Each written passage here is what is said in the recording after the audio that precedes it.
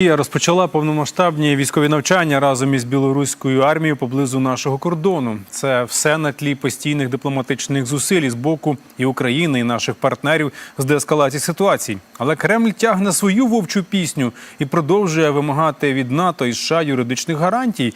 Закидає різні варіанти, як відвести НАТО від України, зокрема і через позаблоковий статус. Міністр закордонних справ Дмитро Кулеба сьогодні у Парижі на міжнародному форумі підтвердив дані розвідки про те, що Росія продовжує нарощувати свої війська і може їх наростити дуже стрімко у будь-який момент, бо має всі логістичні можливості. Прем'єр Британії Борис Джонсон також із посиланням на дані своєї розвідки сказав, що найближчі дні будуть визначальними. Чи наважиться Росія на нове загострення, чи вона почула попередження від Європи, як вірить у це, до речі, німецький канцлер Олаф Шольц. Москва почала тиснути не тільки із сходу та півночі, а й раптово поставила перед фактом, що закриває акваторію Азовського та Чорного морів і блокує наші морські порти, нібито через військові ракетні стрільби. Наше МЗС і Міністерство оборони відреагували гострими заявами, але Росія боїться не заяв, а дій. Про те, що гримить і стріляє на наших кордонах, розповість Сергій Барбу. Чари перевести? Да. Сколько? 100 тысяч. За что? За то, что я подожгу машину. Какую? Вот это что... Готував теракт у столиці. Служба безпеки затримала чоловіка, завербованого білоруськими спецслужбами. Спіймали на гарячому, коли зловмисник хотів підпалити авто.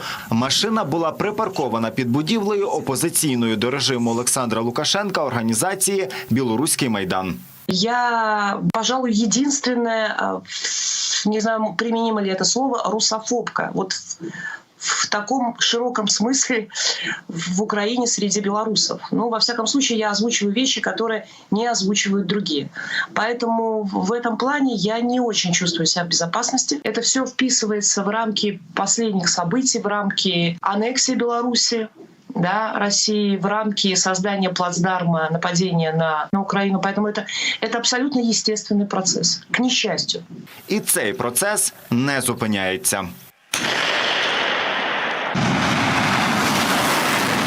Найбільша військова операція з часу завершення Холодної війни. Так називають країни НАТО армійські навчання у Білорусі. У союзній рішучості беруть участь як білоруські вояки, так і російські. Кремль відрядив на білоруську землю 30 тисяч військових. Утім, зазначають фахівці, ця цифра може бути більшою, а самі навчання плановими не назвеш. Очевидно, навчання планувалися дуже швидко під конкретні події. Такі навчання не можуть не викликати занепокоєння. Перекинуті були сили з Далекого Сходу, з глибинки російської. Тим самим Росія демонструє дійсно потужні можливості перекидання військ в досить короткий термін. Навчання у Білорусі проходять за кількадесят кілометрів від кордону з Україною. Диктатор із Мінська свою неприязнь до офіційного Києва не приховує. Олександр Лукашенко то погрожує ракетними ударами, то обіцяє Україні енергетичну блокаду. Он просто прогнется, ляжет перед Москвой, по самой... Ему важна власть. Это просто присяга Путину, присяга Кремлю и так далее. Никакие это, естественно, не учения. Это оккупация Беларуси і угроза Україні. У НАТО білоруськими навчаннями занепокоєні. Вишкіл росіян на чужій землі називають загрозою не лише для України, а й для всієї європейської безпеки. Росія стягнула понад 100 тисяч бойових частин, важкого озброєння, ракет та командних і медичних штабів до кордону з Україною. Ми також уважно стежимо за розгортанням російських військ у Білорусі. Часу, аби запобігти новому вторгненню Кремля в Україну, дедалі менше, вважають в Альянсі. Утім, її країни-члени запроваджувати нові санкції проти Росії не поспішають. Як от Велика Британія, яка їх уже підготувала, але процес зупинили через візит міністерки закордонних справ до Москви.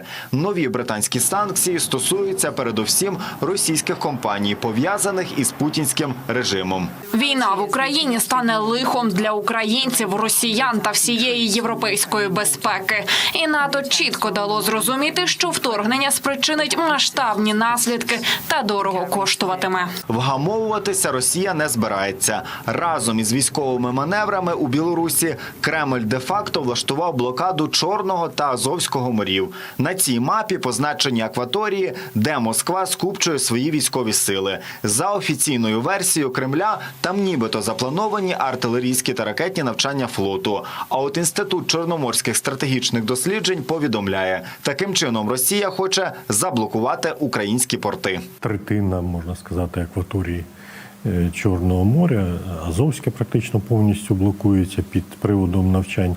Вона насправді не є новиною, тому що подібна ситуація була увесь минулий рік. Подібні агресивні дії Російської Федерації, як частина її гібридної війни проти України, є неприпустимими. Вони демонструють неприкриту зневагу до норм і принципів міжнародного права. Українська розвідка за всіма маневрами ворога прискіпливо спостерігає, а Збройні сили розпочали масштабний вишкіл. У кількох областях стартували командно-штабні навчання «Заметіль-2020». Вишкіл триватиме 10 днів. Військові тренуватимуться з різноманітною технікою. Випробуватимуть, зокрема, і озброєння, яке отримали від закордонних партнерів, як от протитанкові комплекси чи бойові безпілотники. Сергій Барбо, Ганна Кудрявцева, 5 канал.